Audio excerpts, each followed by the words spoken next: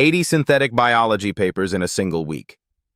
Biotech didn't just lead this week's research sweep, it led every category by volume, signaling a field moving fast from theory toward application. 377 papers, 120 patents, 316 funded projects.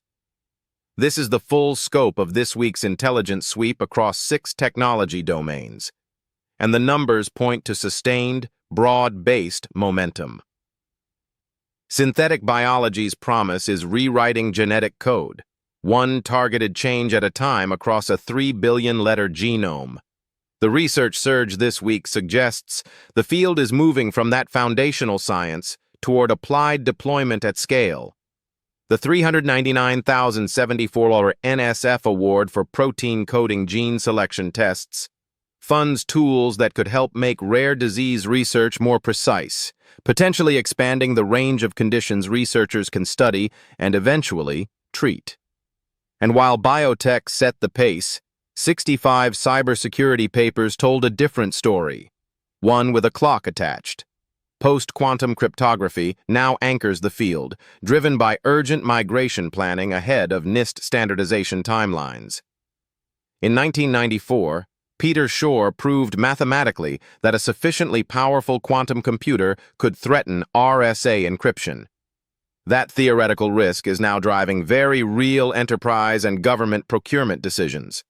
Quantum computing logged 58 papers, second highest this week, ahead of AI. The field is splitting.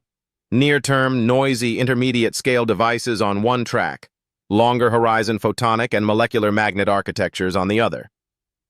Honestly, the dual-use flag on one award is the detail most coverage skipped. A $550,000 NSF CAREER Award for ultrafast laser manufacturing of ceramics appeared in both energy and aerospace briefings. The same material, 2 strategic sectors. Those ceramics are being engineered for radiation and plasma resistance. That matters for fusion reactor materials, identified this week as a critical commercialization bottleneck. It also has relevance for high-temperature aerospace applications. Clinical AI generated 57 papers this week around what the literature calls high-performance medicine. The caveat researchers flag: most training data still skews toward certain patient populations, a bias that will need addressing before these frameworks can deliver equitable outcomes.